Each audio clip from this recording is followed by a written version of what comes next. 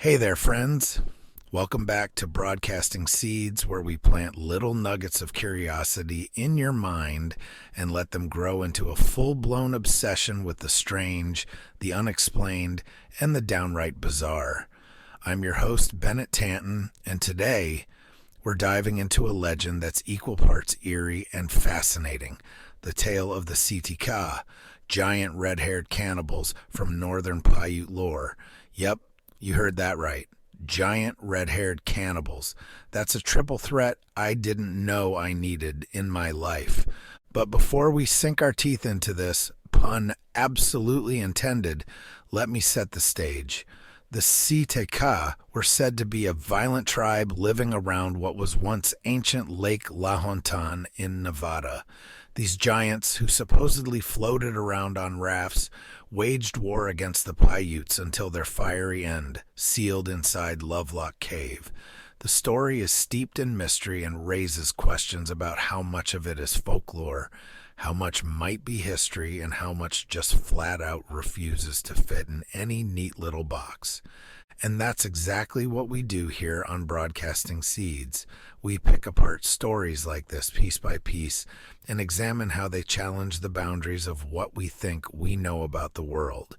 Because let's face it, the world is way weirder than most of us are ready to admit. So, in today's episode, we're going to dive headfirst into the Giants' legend. We'll start by looking at their roots in Paiute tradition, then move on to the archaeological findings at Lovelock Cave, where the line between history and myth gets all kinds of blurry. And finally, we'll zoom out and connect this story to the bigger picture. Giants, cryptids, and why humanity seems so obsessed with these larger-than-life figures. So buckle up, grab your tinfoil hats, or maybe your anthropology textbooks, and let's get to the bottom of this wild tale. Is it a cautionary myth, a glimpse into a forgotten chapter of history, or something much stranger? Let's get into it.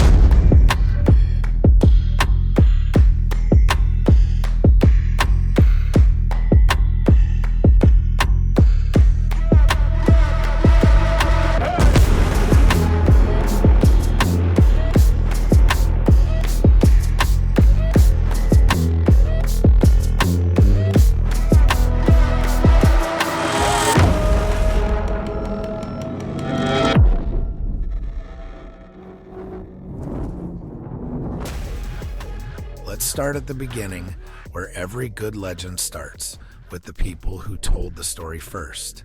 The Si-Te-Cah come to us from the oral traditions of the Northern Paiute people of Nevada.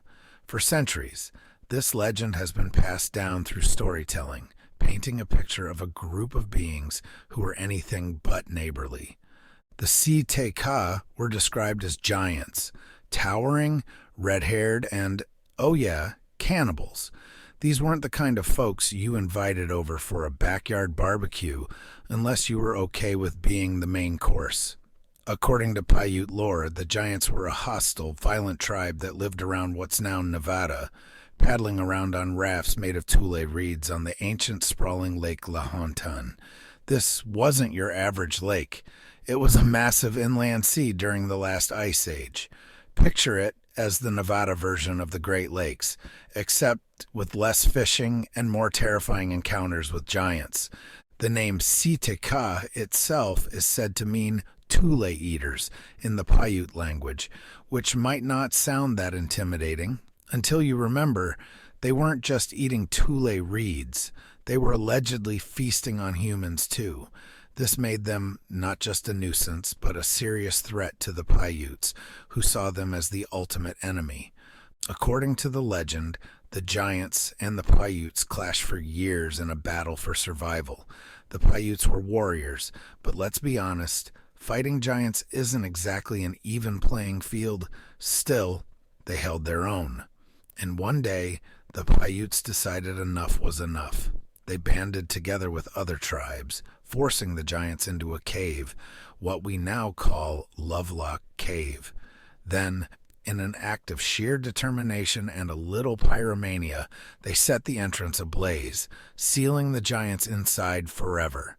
It's a story of triumph, survival, and what happens when you push a people too far. But it also leaves us with so many questions. Who or what were the giants? Were they an exaggerated memory of an enemy tribe? Were they a metaphor for something else entirely? Or could there be more to this story than meets the eye? And here's where things start to get interesting. Lovelock Cave isn't just a random spot on the map. It's a real place, and it holds some very real mysteries. The story of the giants might sound like a tall tale, pun fully intended, but the discoveries at Lovelock Cave have added fuel to the fire, so to speak. Archaeologists have unearthed thousands of artifacts there, some of which fit neatly into the puzzle of ancient Paiute life, while others, well, they raise eyebrows. We'll explore that archaeological rabbit hole in the next segment, but before we leave this legend behind, consider this. Stories like these don't come out of nowhere. They're built on something, whether it's an event, a memory, or even just a collective fear. The giants, in all their red-haired giant glory, represent more than just a creepy bedtime story.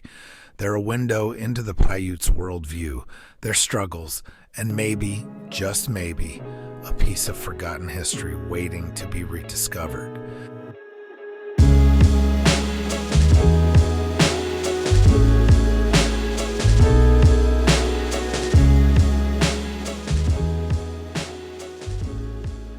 All right, folks, now that we've covered the legend of these giants, it's time to get our hands dirty. Figuratively, of course. We're heading to Lovelock Cave, the real-life site where myth and archaeology collide. If the Si-Te-Cah were truly real, this cave is ground zero for the evidence. Lovelock Cave is nestled in the Nevada desert, an unassuming location for a story so extraordinary. The cave was first excavated in the early 20th century when guano miners, yes, bat poop miners, stumbled upon something far more interesting than fertilizer. Beneath layers of guano, they unearthed artifacts, tools, and remnants of a culture that lived long before modern times. In 1912, archaeologists formally began their work, uncovering over 10,000 artifacts. Some of these discoveries were pretty standard for the region. Tools, nets, and duck decoys that speak to the resourcefulness of the area's ancient inhabitants. But then there were the whispers of something else, something that didn't quite fit the established narrative: the skeletal remains. Let's address the elephant, or rather the giant, in the room. Reports emerged of oversized skeletal remains found in the cave, allegedly measuring up to 8 feet tall. This sparked immediate speculation that the giants might not just be a myth. Could these be the bones of the giants the Paiutes spoke of? Here's where things get murky.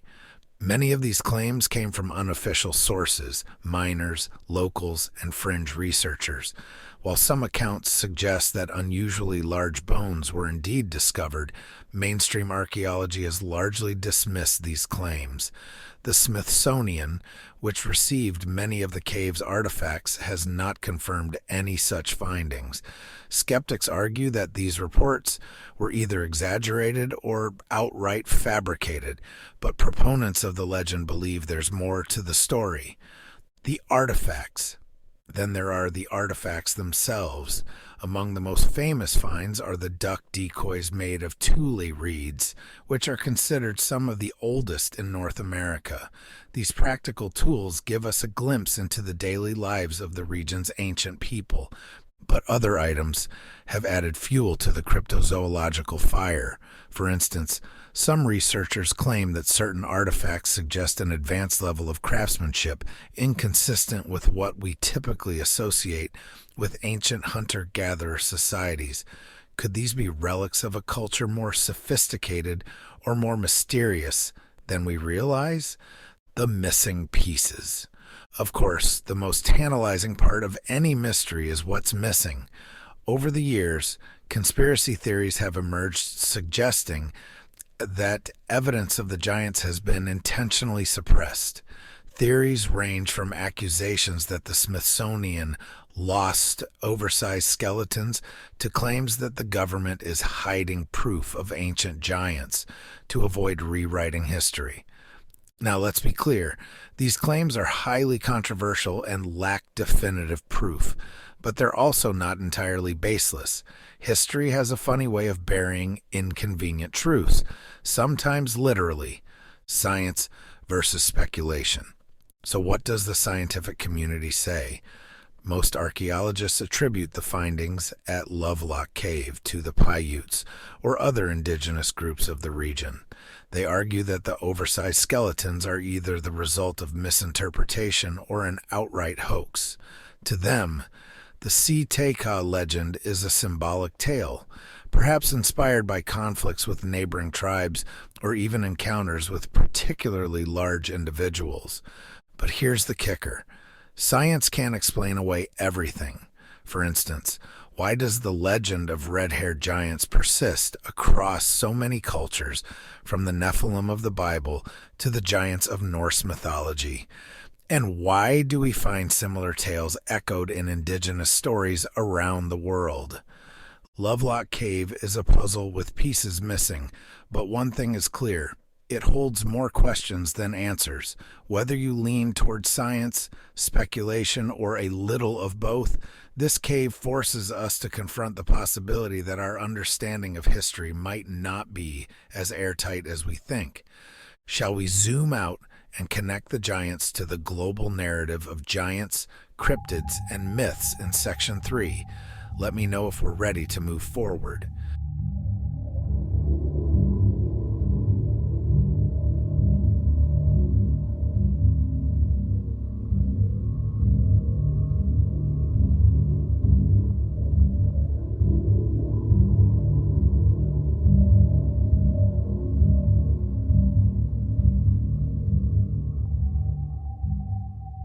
Now that we've explored the Paiute legends and the mysterious findings at Lovelock Cave, it's time to step back and ask the big question.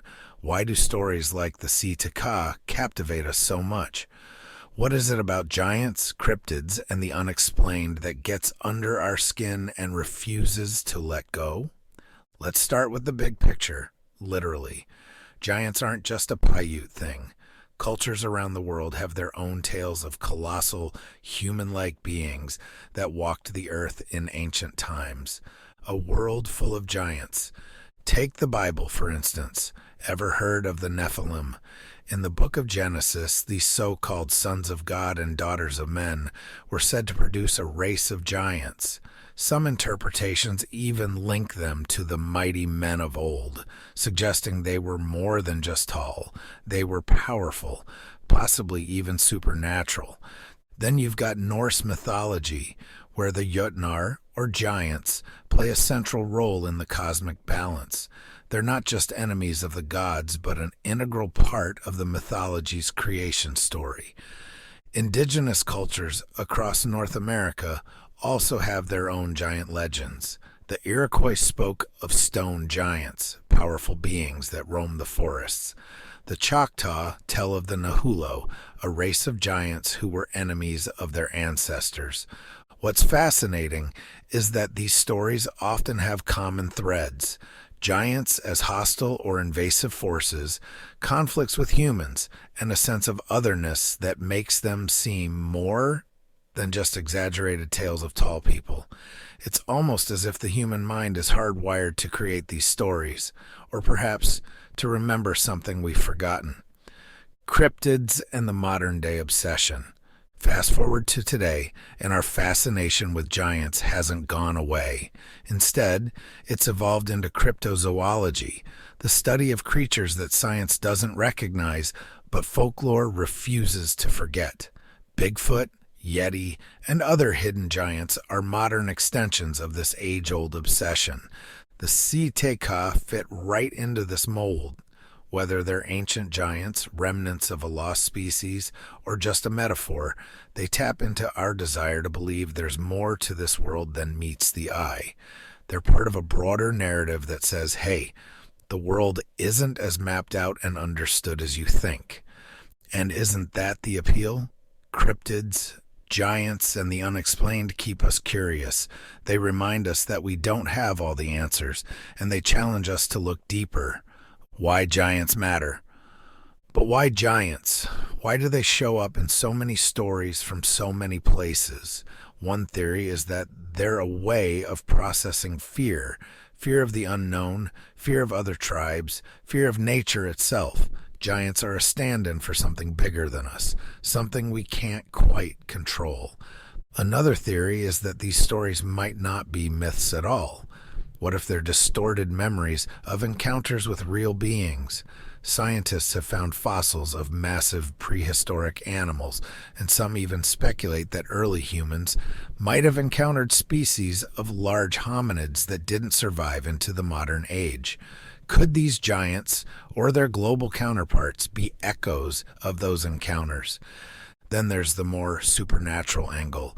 Some believe giants like the Si-Te-Cah were part of a forgotten chapter in human history, a time when beings of immense power walked the earth. These interpretations tie into conspiracy theories about government cover-ups, lost civilizations, and suppressed history. The lasting impact. Regardless of where you stand, the story of the Si-Te-Cah and their giant brethren leaves a mark. It forces us to question what we know about history, mythology, and the nature of human memory. It reminds us that sometimes the lines between myth, history, and possibility are blurrier than we'd like to admit. Whether you believe the Si-Te-Cah were real giants, symbolic enemies, or something else entirely, their story serves as a reminder the past isn't as far away as we think. Legends like these have a way of sticking around, challenging us to look at the world and ourselves a little differently.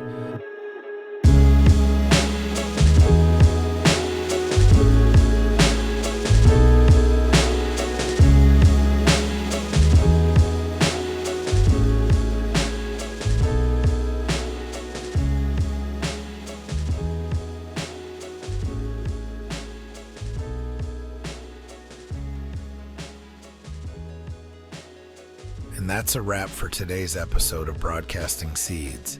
We've explored the eerie legend of the Si-Te-Cah, delved into the mysteries of Lovelock Cave, and connected the dots between ancient giants and our modern-day fascination with the unexplained. Whether you see these tales as historical echoes, cryptid clues, or just a wild ride into mythology, one thing's for sure: they spark curiosity and keep us questioning the world around us. But here's the kicker, folks. Legends like these challenge us to think beyond what we know. What if history isn't just what's written in textbooks? What if there's a layer of forgotten truths hidden just beneath the surface, waiting for us to dig a little deeper? That's the beauty of the strange and unexplained. It's not just entertainment, it's an invitation to wonder.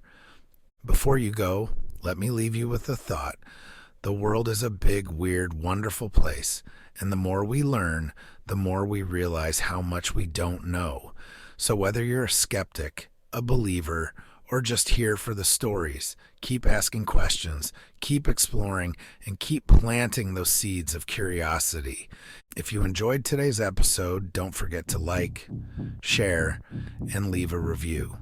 Your support helps this podcast grow and reach more people who, like you, are ready to dive into the mysteries of the unknown. And hey, if you've got your own theories about this, or any other legends, cryptids, or conspiracies, I'd love to hear them. Thanks for tuning in to Broadcasting Seeds.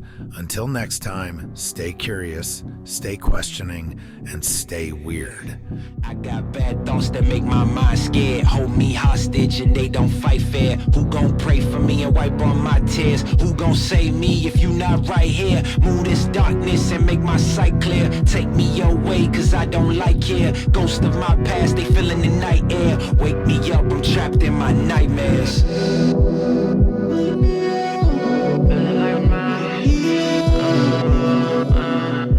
Wake me up, I'm trapped in my nightmares.